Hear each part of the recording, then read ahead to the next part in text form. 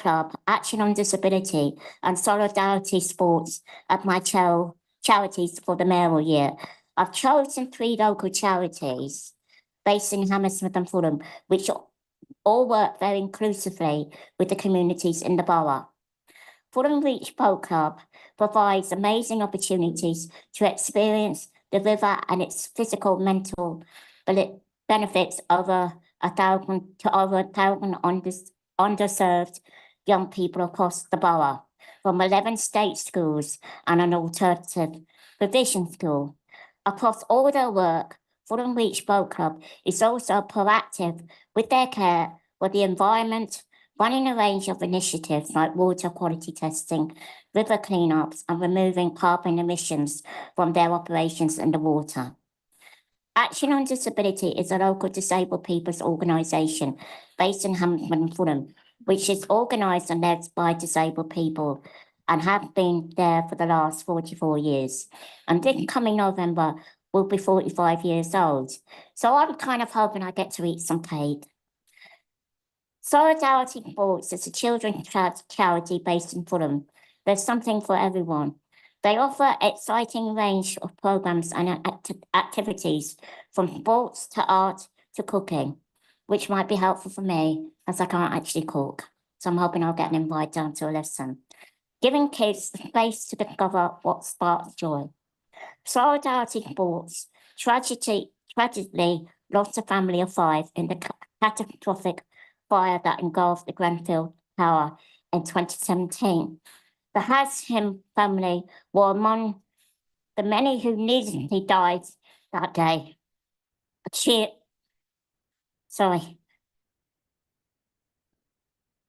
children and their parents.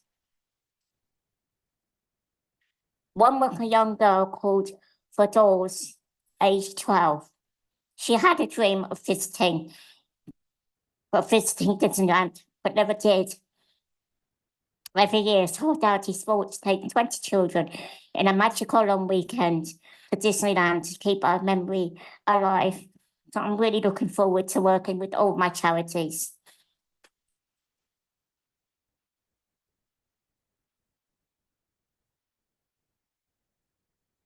I also wish to inform the council that I have appointed Councillor Florian to act as my consort again during my mayoral year. I also wish to inform the council that I have appointed Councillor Darryl Brown to be my deputy mayor for the 2024-25 municipal year, and that she has appointed Mr. Benito Brown to act as our deputy mayor's consort. This is the end of the ceremonial business. Sharon? Thank you, Mayor. Apologies for absence. Apologies have been received from councillors Ben Coleman, Sally Taylor, Anne Rosenberg, Paul Alexander, Nikos Souslos, Patrick Walsh, Jackie Borland, Andrew Dinsmore, and David Morton. Thank you. Are there any declarations of interest? Are the minutes of the meeting held on the 28th of February 2024 agreed as an accurate record?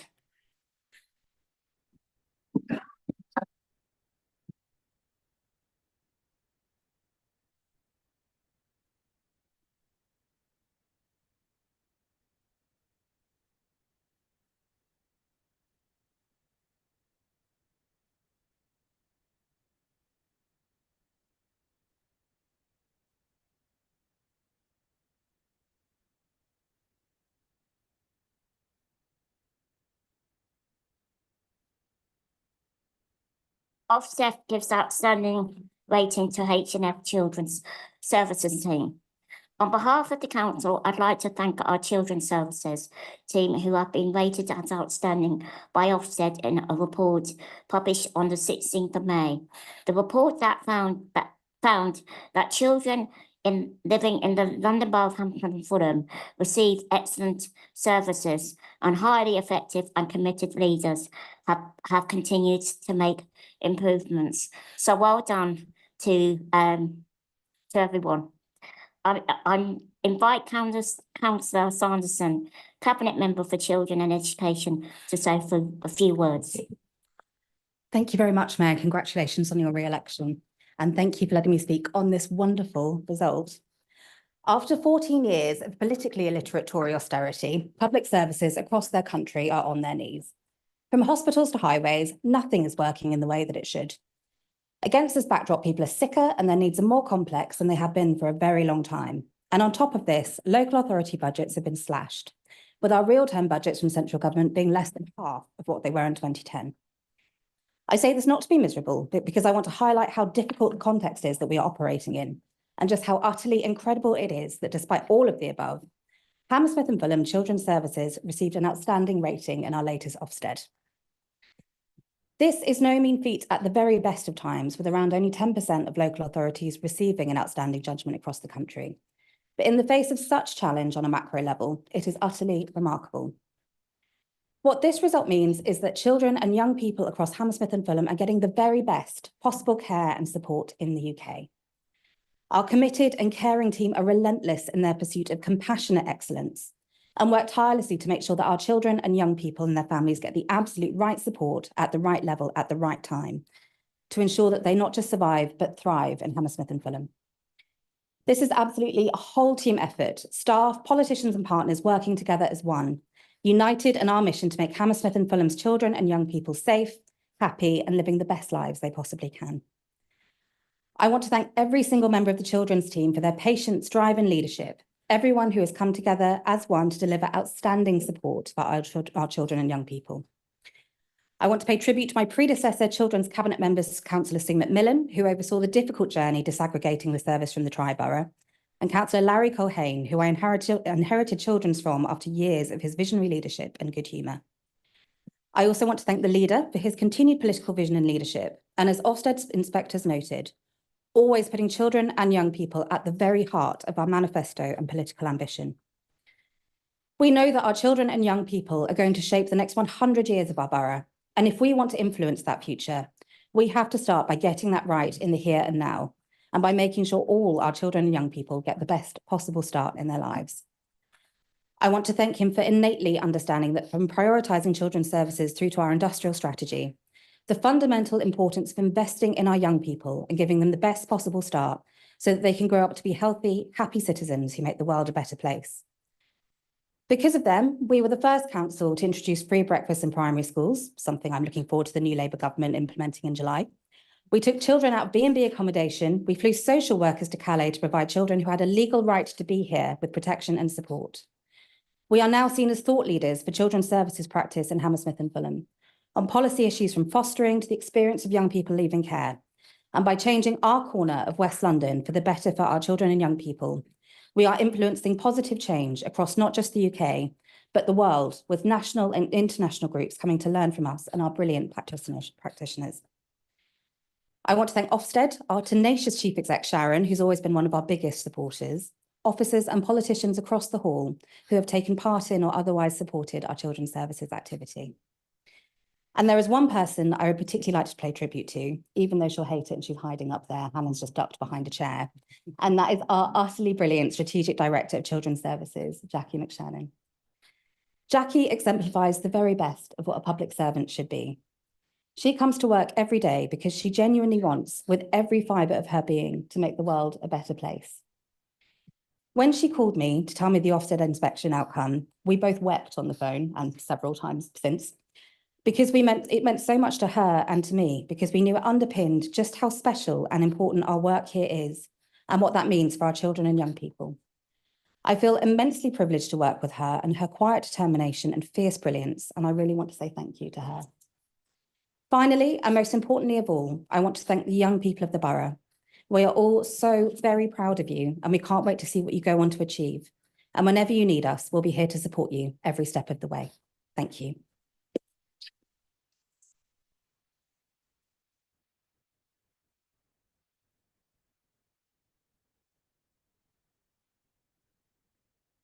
Would the opposition like to speak?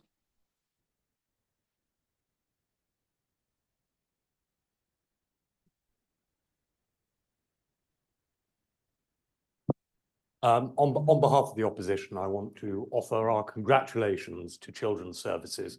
As the Cabinet member has said, in very difficult circumstances, they have performed an outstanding duty. And as a father of children who are still of an age where they're looked after by Children's Services, I'm personally grateful as well. Thank you very much.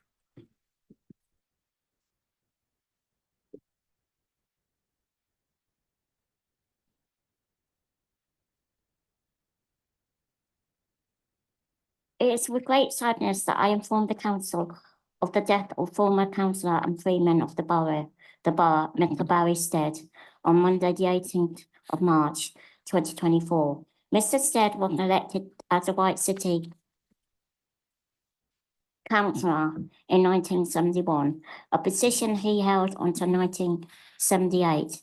During his time as the leader of the council, he enabled the founding of Riverside Studios Art Centre, the rebuilding of the Lyric Theatre, and the acquisition of Fulham Palace. He was awarded the Freeman of the Borough in recognition of his selfless service to the borough. I've been informed that Councillors Cowan, Carmel, Quan, Walsh, Collins, and Holman would like to say a few words. Leader. Thanks. It should not be lost on any of us that we gathered almost exactly a year ago to pay homage to Barry Stead, and indeed to thank his amazing wife, Millie, who was his partner, who also sadly died just weeks before his own death. Barry, as we said last year, was a man who dedicated himself to making our lives better. Many of the people whose lives he improved will never know his name, will never have known what he did. But as a council leader, he introduced thoughtful and progressive social policies that set out to tackle homelessness, to improve welfare, and to give children a good start in life.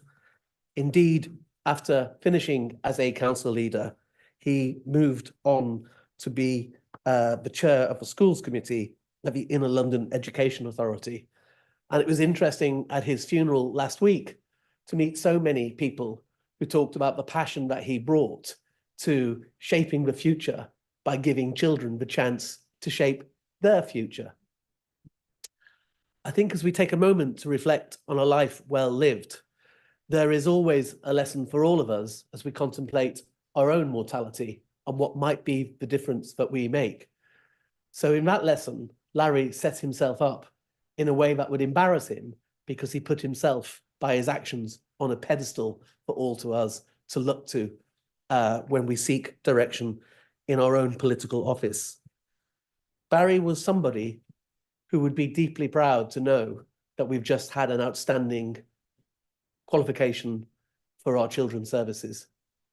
And he would have been inspired to meet Jackie McShannon and the type of commitment that she has, because in that commitment, he would have recognized something that he understood all his life, which was by helping others, you do something more important for yourself than you can ever do. I saw Barry just a week before he died. He was delivering leaflets for our Chelsea and Fulham Labour candidate, Ben Coleman. And it was a rainy day, not unlike today.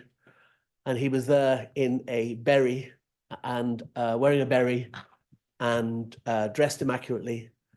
And I stopped him to say again how sorry I was about the recent death of Millie and asked how he was.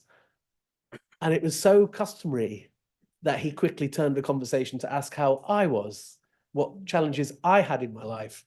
As I struggled to get the conversation back onto Barry, I realized this was just hardwired into him.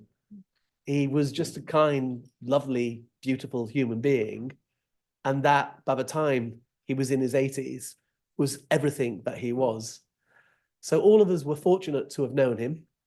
All of us were fortunate to have understood the vision that he had and to recognize that whilst he's not here, he has passed the baton to all of us to carry on looking to the future, to make an ever more perfect society and to shape the world so that it is a kinder, stronger, and better place for everybody. Thank you, Barry Stead. Thank you, Millie Bowerman Stead.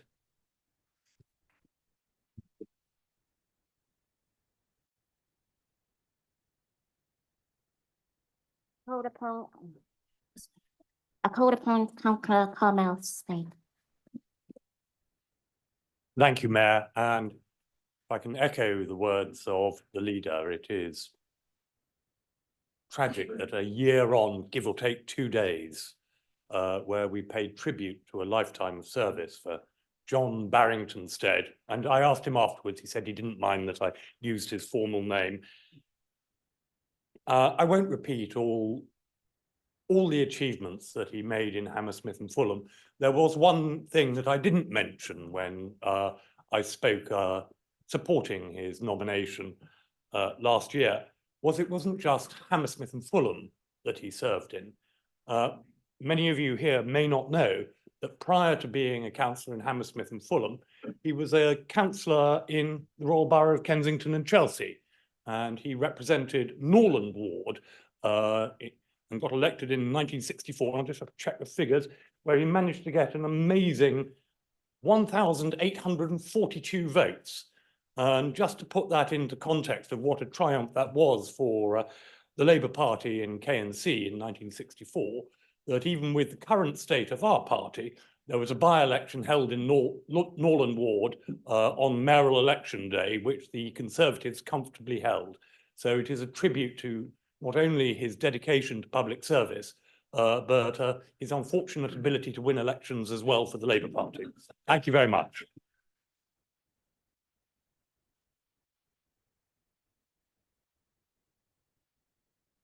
Councillor Corn, you'd like to speak? Thank you, Mayor, and congratulations on your re-election. Almost a year ago, as has been mentioned, we all gathered to celebrate Barry and award him the Freedom of the Borough.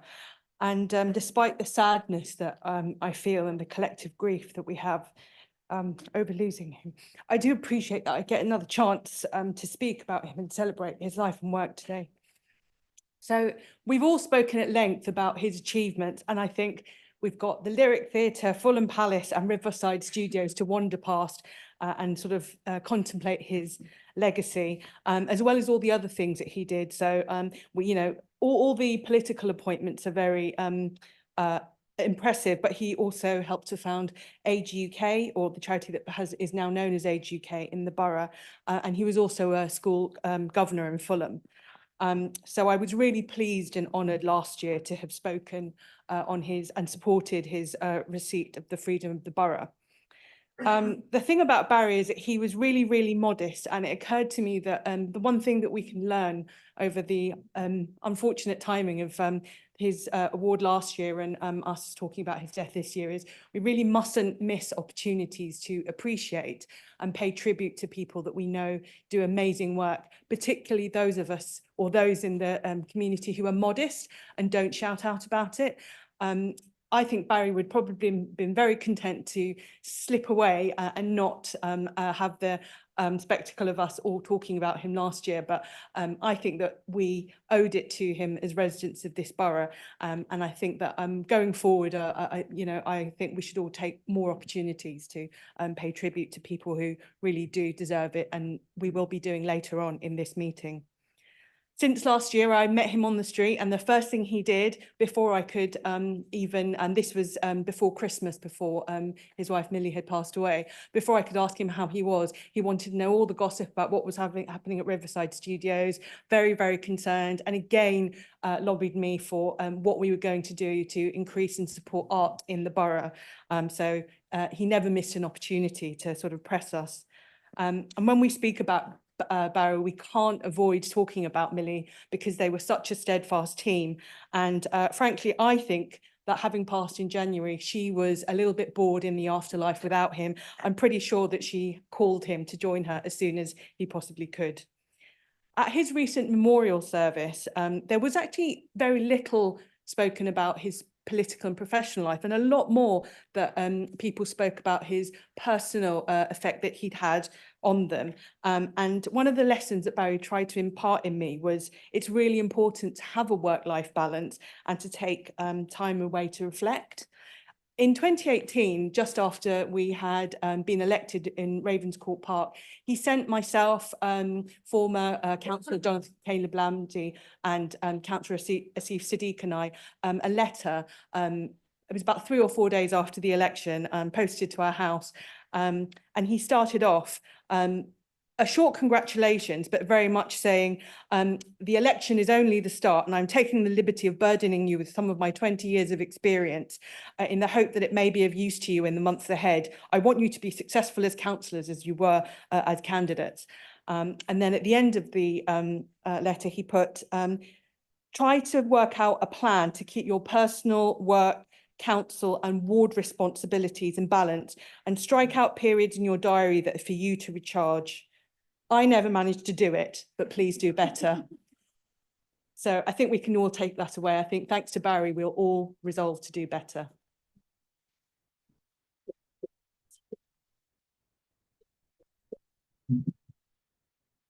Councillor Collins, you'd like to speak? Congratulations. Somebody give Councillor Collins the mic, please. Oh, yeah, thank you very much. Thanks, Trey. Yeah, anyway, congratulations and thank you. And I just wanted to say a few words about Barry Stead. I only met him recently, a couple of years ago, while working on the Labour Ravenscourt campaign. And however, I was very happy to have had the chance to work on various local projects and cases with him. He never spoke much about his impressive achievements because he was a modest gentleman, always polite and respectful. He just quietly helped and assisted everyone in need. He did not need to say much because he knew that actions speak louder than words. There is never enough time, and I was hoping to meet up with him again in person to talk about his most recent local endeavours. But then I received an email from him asking if I could help a local resident that he was trying to support. The resident was blind and vulnerable and needed help with a safety issue in their home. Such residents are extremely at risk as they can't make phone calls or call for help themselves. Barry and I emailed back and forth, and I'm happy to say that H&F officers were able to help the resident. And I wrote back to Barry explaining that the situation was in hand and that the matter was resolved. I didn't hear back from him, which was unusual. A few days later, I found out about his passing. He was really helping people right up to the end. An example of a genuinely caring person. He helped people because it was the right thing to do, not for recognition. It is a sad loss to the community because such compassionate people are rare and in short supply.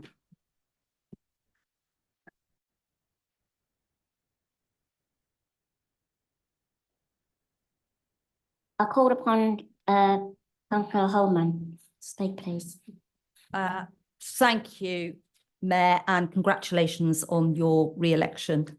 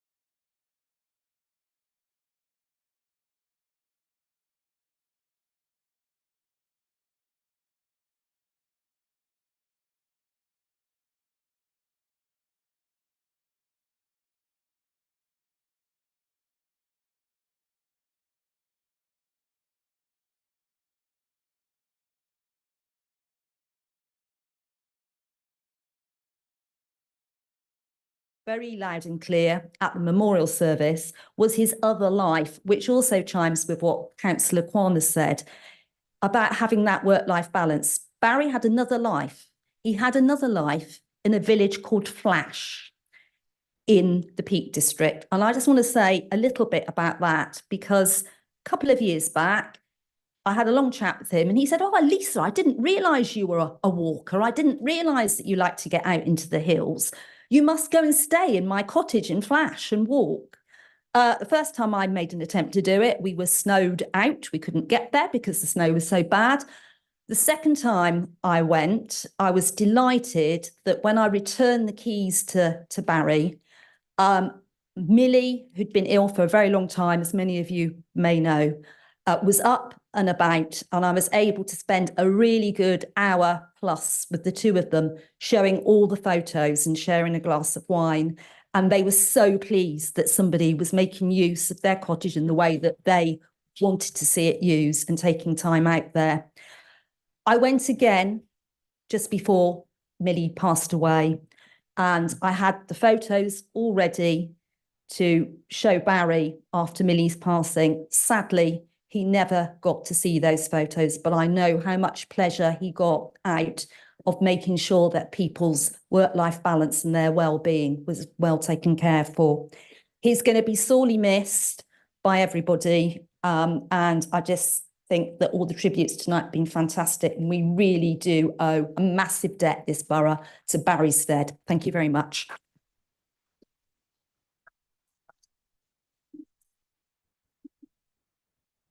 Thank you.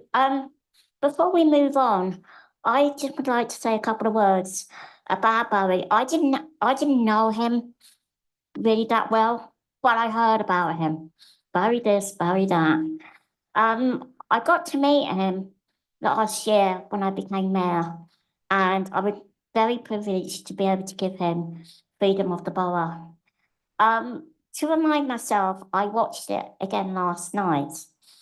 And he came across as a very humble man. And he spoke an awful lot about Millie and about his sister Jenny. And some of you might recall he spoke about his family, in particular his mother, who was a former mayor. Now, the reason I know this is because I attended the memorial service for Barry a few weeks ago, wearing my big bling, and some of the family were there over from Canada, and they came over to me and they said, "Oh, you're the mayor?" And I said, "Yeah, I'm the mayor." And they said, "Oh, Barry's mother was the mayor," and they had a big picture of the mother on the mantelpiece. What they forgot to mention, and what I forgot that he said in this meeting, was that his mother was, and I apologise to the opposition, that she was a Tory mayor in another borough. I think it was Bromley. I've got a head like a sieve, and unless I write it down, I'm terrible for remembering names. And I'm watching Barry last night as he was speaking about his mother with deep affection, obviously deep love. But the thing that came into my head when he said it, when I watched it last night, was, I bet that must have been interesting at Christmas around the dinner table. Some interesting conversations. Sadly, he also mentioned he had his sister there that night with him, Jenny. And sadly, she passed away a few weeks after Barry. She was actually organising his funeral when she passed away. So I would like to send my deepest condolences to Barry's family, and just say, wherever they are, may they rest in peace and may they be ever happy. Thank you.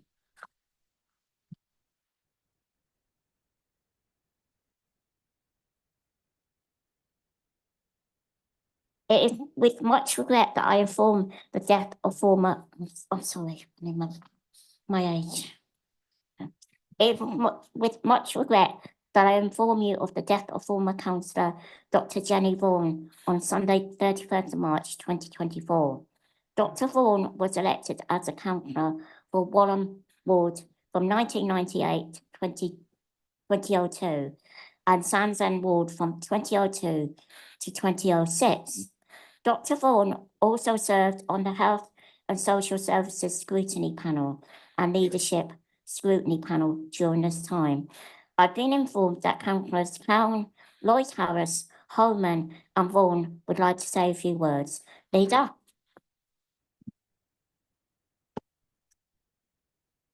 Well, I'm extremely sad to have to be talking about the death of Dr. Jenny Vaughan. She died after a long and brave fight against cancer at 55 years old. I knew Jenny when we first started campaigning for the Hammersmith and Fulham Labour Party together in the 1990s, a decade where there was a Conservative government and we believed that we could bring change with a Labour government. I remember celebrating with her in 1997 on that night of change. And then a year later, when both of us were elected to the London Borough of Hammersmith and Fulham as councillors, like all of the people when you're young, who you share a moment in time with, you look to the future with hope, knowing that there is so much more time to come and so many more things to do. So it is poignant that Jenny's time has come to an end, but to recognise that within her life, within her short life, she made a huge difference. I don't just mean here as a councillor, where she fought to improve the health and well-being, not just on the committees she sat on, but also as an expert neurologist, where she brought a professionalism and a discipline that allowed all of us to learn and to do things better. But I mean that what Jenny really then went on to do when she stopped being a councillor was to continue that zeal for justice. She fought every day for it. That's why she set up an organisation that specifically helped doctors who had found themselves challenged, particularly during the pandemic. You can hear her talking in TED Talks, where even just last year, when it was obvious that her cancer was there, where she gives an insight and clear-headed reasoning that only she could deploy on why doctors deserved to have better treatment than many of them were getting, having been blamed under atrocious conditions for making sometimes the wrong decisions or not acting quickly enough. Jenny fiercely sought to stand up and fight for what was right. If you tuned into Newsnight, there was a very good chance you would see Jenny being brought on, particularly during the pandemic, to talk about the need for a different approach to healthcare, for more funding for the NHS, for better support for doctors, and for something about the need for universal healthcare. I know Matt Dunkley and her young boys, who she has left behind, will be watching in tonight. And Matt has asked me to send his profound gratitude to everybody who sent condolences. They are rightly proud of Jenny because in her short life, she lived a long time, every day, making something better. And as with Barry Stead and Millie Stead, it is a moment of reflection, because when anyone dies, it is a chance for us to reflect, well, what are we doing? And for all of us here to take that moment to reassert our commitment to doing the right thing is, I think, an important legacy for Jenny tonight. So I do want to say thank you very much, Jenny Vaughan. You left us too soon, but certainly in the time that you were here, you lived the lifespan twice as many people. And for that, your children, your husband, and all of us who loved you are very proud.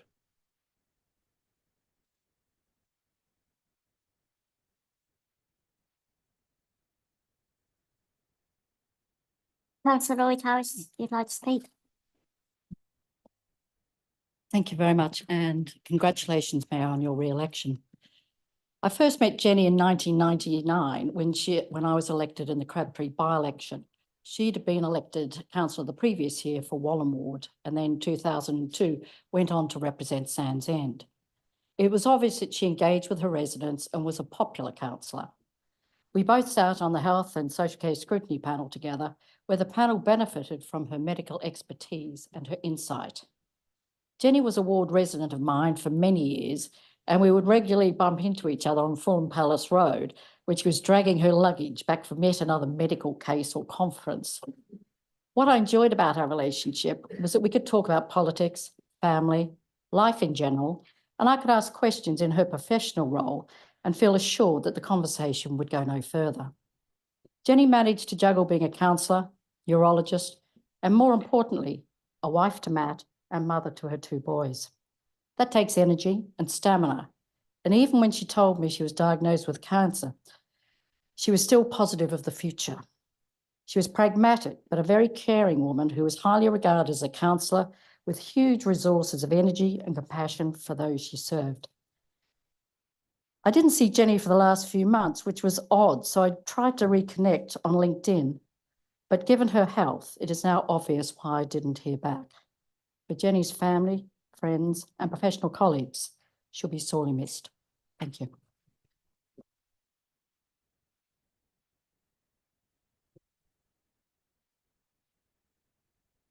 Councillor Holman, I'd like to say.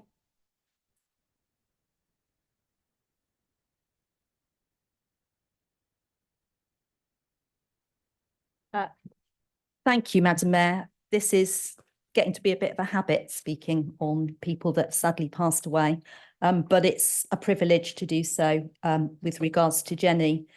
Jenny was passionate, caring, and one of the most selfless people that I think I have ever known. And she was mad about tortoises. She was always on a mission for the good of something or somebody else. And she was always very, very busy. And it's that busyness, it's why she managed to pack so much into her life. And it leads me to reflect on a couple of personal stories about Jenny, which I'll share with everybody now, but she swore me to secrecy at the time. When she was standing for Fulham Ward back in 1998, she was very busy studying, junior doctor, job, all sorts of other stuff going on in her life, as well as standing for council. And as anybody in a political party will know, we all have like regular times scheduled for canvassing. Jenny could never make the regular times scheduled for canvassing. She always wanted to carve her own time out. She said, Lisa, will you come with me? Because they all don't think I'm doing enough, but I am. So we had quite a few secret canvassing sessions where I went with Jenny because she obviously didn't want to go knocking doors on her own. And we had quite a good time doing that. And I'm sure she wouldn't mind me now sharing that information. But one of the funniest situations was going to a Labour Party women's conference with her. And I can't remember exactly what year it was. It would have been probably about 2000. The conference was in Scarborough. We agreed between us that I would sort out the accommodation, she would sort out the rail tickets so that we could get there. In those days, there was no internet. You couldn't just book something and send it to somebody on an email or download an app. You had to go to the station and buy the tickets. Jenny rang me up. She said, I'm going to bring your ticket round tonight, Lisa, because I might be a bit tight getting the train. So she turned up the night before, presented me with one of these really old-fashioned tickets to Scunthorpe. I said, Jenny, but we're going to Scarborough. Oh my God, she says. And she said, don't tell anybody. I've just been so busy. But that was just so typical of Jenny, and that she was just very chaotic, but she achieved so much. And it's because she tried to do so much, and it's because she cared so much. And I know that both the late Brendan Bird and my good friend Colin Pavlin, who were Jenny's co-councillors in Sands End from 2002 to 2006, will have many similar stories that they could share. Last time I saw Jenny was about last summer when we bumped into each other along the riverside in Fulham Reach. She was riding an electric Brompton-style bike, and she was enthusiastically trying to tell me why I should get off of my kind of old mechanical hybrid bike and join her with an electric one. She said it made a massive difference to her life. At that time, she was struggling, and I'm really sure it did. We agreed to catch up properly. Sadly, that never happened. And one of my regrets is we never found the time for that to happen. So my biggest regrets was that I didn't have that opportunity. And my heartfelt feelings go to Jenny's family. Thank you very much for letting me speak.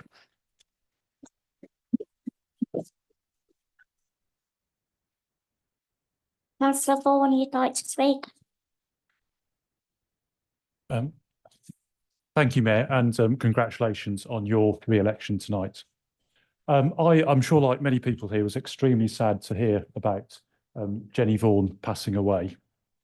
We met, as a number of you might know, as running mates in Walham Ward in the 1998 council election. Now, obviously, one thing will strike you immediately is that we do have the same surname, which led to some complaints from residents that we may be passing ourselves off as a husband and wife team or as brother and sister, and that would be attractive to some voters. So that caused some confusion, I think. Curiously, though, and I looked this up last night, the candidates for the Liberal Democrats also had the same surnames, and I suspect they were actually husband and wife. So they had a lot to put up with. Whilst one of the Tory candidates at the time was seeking to be elected when his wife had been the councillor for that ward for at least the previous 4 years. So one can, not surprised that residents of Walham Ward may have been somewhat confused in 1998 as to who exactly they were electing. However, they did choose an excellent councillor and obviously decided that one Vaughan was enough for that particular 4 years. So Jenny, as has previously mentioned, threw her heart and soul into her time as a councillor, and combined her. I also served on the health, not as an elected councillor, on the scrutiny panel at the time. But she had obviously her passion for her work in terms of health shone through, and was obviously something that was very valuable to the council at that time and to the residents of the borough, as well as all the work that she did representing constituents in both Walham and then in Sands End Ward. But I think it's worth reflecting that, as has already been reflected tonight, that her campaigning, her passion and her zeal grew really very much more outside of the council when she stood down. The painstaking campaigns for doctor colleagues she thought had been wrongly accused of negligence, which, and I urge people here to listen to this, was recounted wonderfully by her husband, Matt, in a recent edition of Last Words on Radio 4. He really took you through the work that she'd done there, representing people she thought had been unjustly treated. She was also a campaigner, as has been noted, against the closure of Ealing A&E when she worked there as a neurologist, as part of which was mooted as part of Shaping a Healthier Future. And as has also been mentioned, she was a founder of what's called the Doctors Association, and she was a key spokesperson during COVID, and a very memorable. She made a very memorable appearance on Channel 4 right at the start of COVID, where I think all of us were getting used to the changed world around us. And she passionately put forward, which I thought was alarming at the time, but was soon proved right, that some of her colleagues were going to die during the course of the COVID epidemic. And she was proved, sadly, right very soon after that. People really putting themselves on the line for others, and those were her colleagues. So I think in summing up, the council and the wider public, I think, have benefited hugely from the work, the passion, the zeal that Jenny showed throughout her life. And it is terribly sad, of course, that it's been cut so short. And I think we should remember, obviously, her family and friends tonight, including particularly her husband and sons. We should be truly thankful for her life and work, a life of public service. And thank you for allowing me to share these words tonight, Mayor.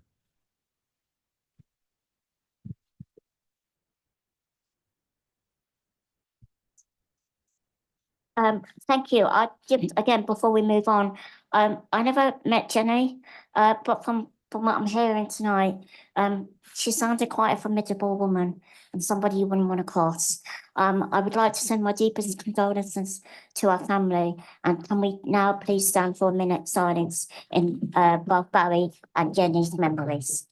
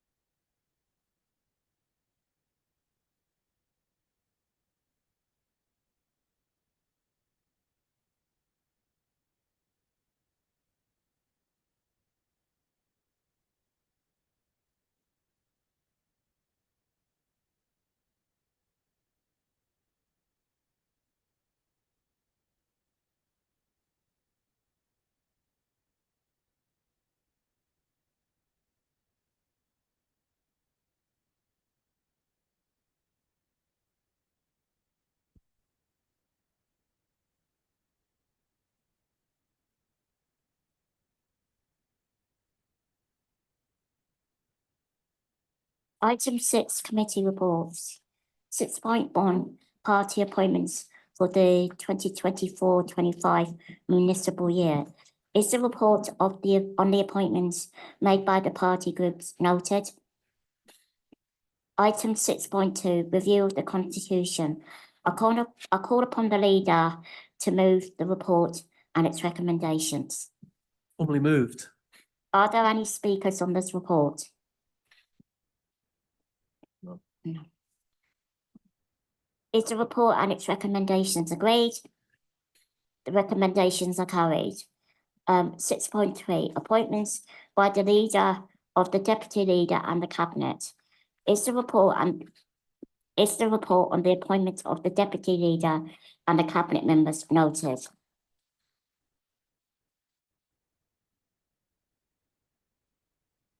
Allocations of seats. Is the report noted? 6.5, appointment of the chairs of the committee memberships. I call upon the leader to move the report and its recommendations. Formally moved. Are there any speakers on this report? Is the report and its recommendations agreed? The recommendations are carried. Item 6.6, council appointments to the local government organisations and outside bodies. I call upon the leader to move the report and its recommendations. Formally moved. Are there any speakers on this report? Is the report and its recommendations agreed? The recommendations are carried. Item 6.7, adoption of the new member code of conduct. I call upon the leader to move the report and its recommendations. Formally moved. Are there any speakers on this report? No speakers. No speakers. Is the report and its recommendations agreed? The recommendations are carried. Item 6.8, I call upon the leader, Councillor Cowan, to move the report and its recommendations. Formally moved. I've been informed that Councillor Carmel wishes to speak.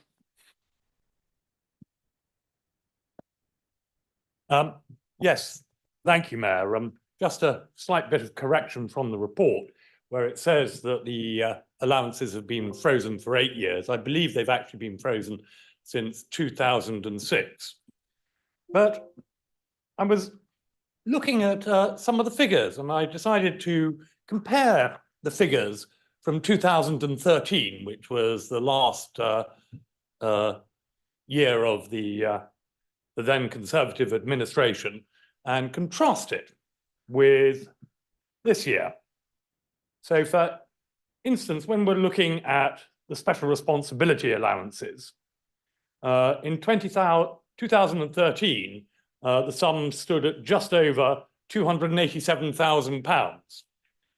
Today's report and recommendations increases it to £495,000. In 2013, there were 18 special responsibility allowances. The report in front of you today, Mayor, lists 39 administration special responsibility allowances, although to be fair, only 34 of them are being paid. But should the leader seek to change some of the appointments during the year, it could well be up to 39. And I just wonder who the one single member left of the administration would be who doesn't get to qualify for the special responsibility allowance. And indeed, even the basic allowance is now going to rise to £576,000 from £410,000. Mayor, the independent report, as you will recall from previous years, used to put in a section every year about limiting the number of SRAs for administration councillors. Having been ignored year after year as the administration has increased the number of its own members who get an SRA, they've just given up. I urge the administration to look back at the reports of the independent panel and to heed their words on the number of SRAs being handed out to administration members. Thank you.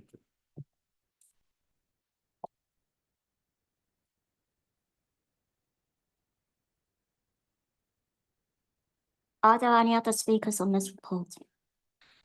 Councillor Ree. Thank you very much, Mayor, and congratulations on your re-election to this role. I hate to start by correcting the opposition, but actually the last set of council allowances proposals put forward by the party opposite was in February of 2014. As I'm sure he'll remember, just a few months later, after this administration came to power, beating them in 2014, the administration cut special responsibility allowances by 10%. But an awful lot has changed since 2014 over the last 10 years, particularly something that Councillor Carmel completely failed to mention, runaway inflation. Perhaps if we could compare the last Tory administration's proposed allowances scheme to the one that's proposed today, we could get a slightly more accurate picture of what it is we're voting on today. Basic allowances in 2014, had they increased with inflation, would be worth £13,628 today. That is 18% higher than what is proposed in this report.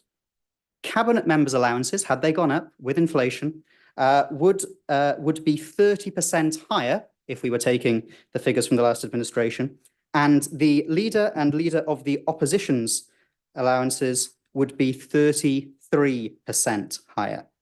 Now, I'm glad that he's concerned with the cost of running a council, because the total cost of the allowances scheme, had we kept with the Conservative proposals and increased them with inflation, would today be £1,245,000, 4% higher than what it is we are proposing today. And that is despite there being 4 more councillors now than there were back in 2014, although an awful lot fewer Conservative councillors than there were then. But it's no surprise that the party opposite don't understand inflation. Of course, this is the party that forgot to index link their awful deal to sell off the West Ken estate. This is the party that allowed the cost of living to spiral over the last few years. This is the party who caused inflation to peak at over 11% after the disastrous mini-budget in 2022. Now, I actually read a very interesting article on Conservative Home the other week by someone, I think written by someone who lives in the area. It was one councillor's experience in their role, the trials and tribulations of a member of a minority party. Despite the difficulties, I thought it was a well-written article, despite the difficulties, he was urging others to come forward and stand for election. But people can't do this if the allowances that we pay them don't keep pace with the cost of living.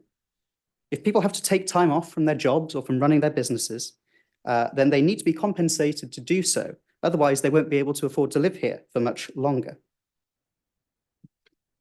So if the opposition really want to help keep the cost of councillor allowances down in the future, I'd suggest that they start supporting policies that create a more stable economy, that control inflation, that tackle the cost of living. And I would suggest that to do so, they vote Labour on the 4th of July. Thank you very much.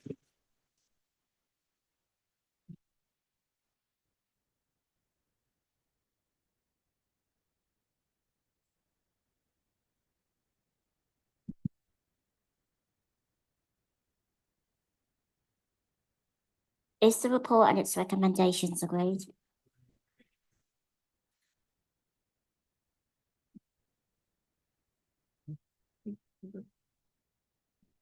No, so we're good to We- vote. yeah. We're going to go to the vote. Can people please raise their hands for, please?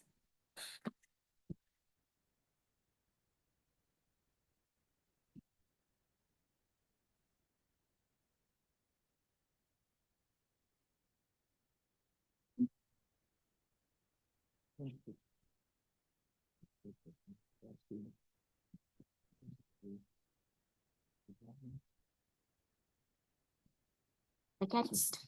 Against? Against? Okay, not voting.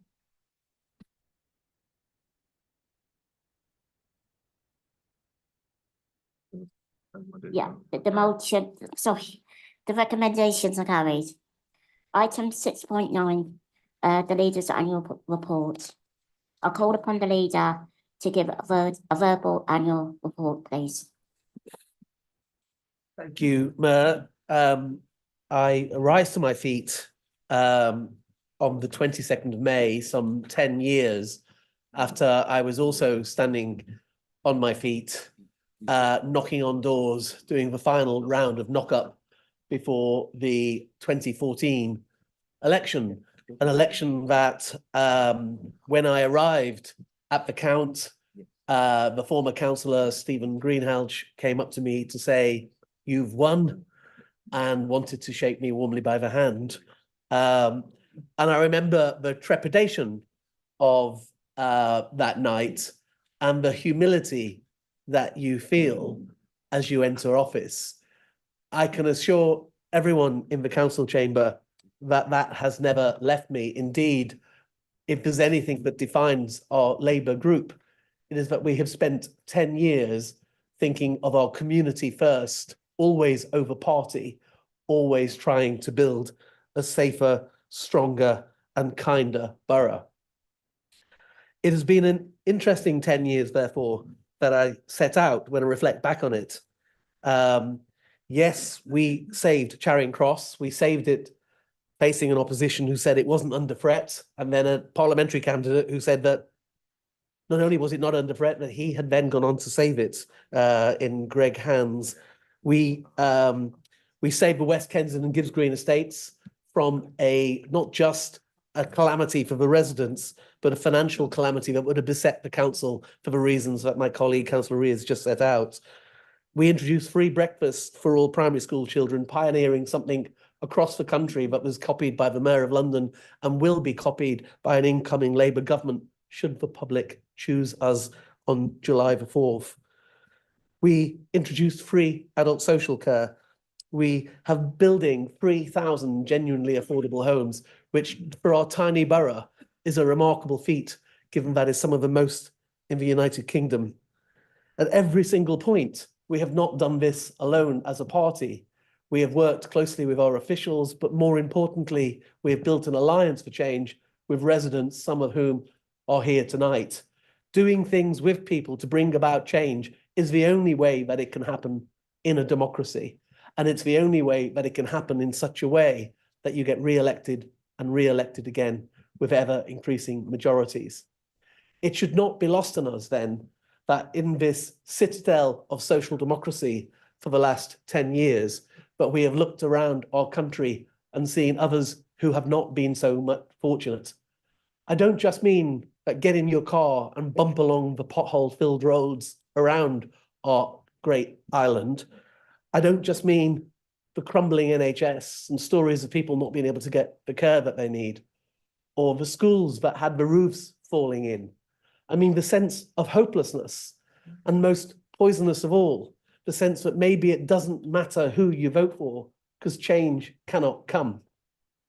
That is an extremely dangerous sentiment that all of us who believe in democracy should unite against. Not just because Putin has his tanks in Ukraine and is eyeing the Baltic states and offering a type of autocracy that threatens the very way of liberal democracy that we believe in, but because of popularists, whether in the United States or across our Western Europe, argue for hate and for meanness and for blame and for picking on the little guy, whether sending them to Rwanda or whether simply blaming people for not being part of the normal majority of the population. This time, this period, now in 2024, is a clarion call for all of us to put country first and to argue for a different way of life. And by the demonstration of our deeds, not our words, set about making people believe again that you can bring change, you can look to the future. And in doing so, I hope, now that an election has been called across our country, that that message of hope will go to every village and town so that we can once again liberate a new future and offer the British people a very different way of life, a better stability, something that refounds Britain on the values that all of us have long believed in. It is an honour to be re-elected tonight, Mayor. I know all of us feel that in this council chamber. It's a delight to see our fantastic MP, Andy Slaughter, here, who will feel exactly the same, having spent his life in service. Leader. Thank you very much.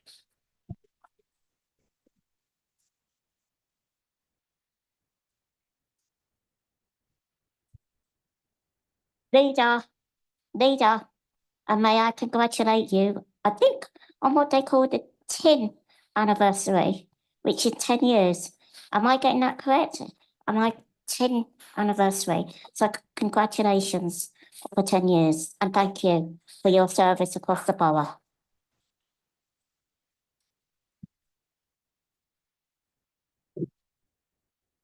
I call on Councillor Brocklebank Fowler to speak with the opposition, please. Thank you, Mayor. I think it's extremely important at this annual ceremonial occasion, rather than puffing oneself up, to remind ourselves of why we are all in this room. We are here to serve the residents of Hammersmith and Fulham. Normally, we don't talk much about the notion of service. Perhaps it's an unfashionable concept, or perhaps the word itself is something to which we're not comfortable drawing attention.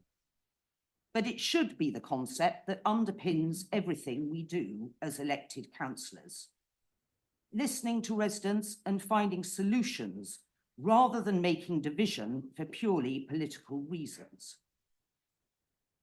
We must never forget the serious impact our words, decisions, and actions have on our residents' lives. It's something which can be forgotten in the heat of election campaigns, including the recently announced general election on July the 4th. But I believe strongly that we should all agree to act responsibly, regardless of political party allegiances. After all, a vote is more than a cross on a piece of paper. It is the voter telling their chosen representative, I place my trust in you. This trust confers on us real responsibility, a responsibility which we should wear with humility. We should be dedicated, we should be diligent, and above all, we should be decent and truthful. And so I fervently hope that it is in this spirit that we carry out our jobs as councillors over the coming year.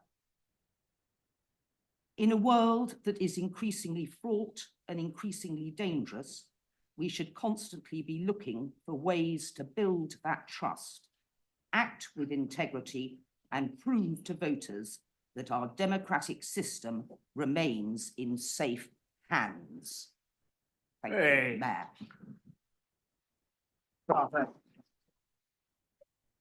Thank you. Item 7, reports to note. 7.1, special urgency decisions monitoring report. Is the special urgency decisions monitoring report noted? Right, this is the end of the first meeting. Thank you everyone for attending or watching. We will now take a 10-minute break while we get ready for the freedom of the borough and their guests settle down. Thank you. I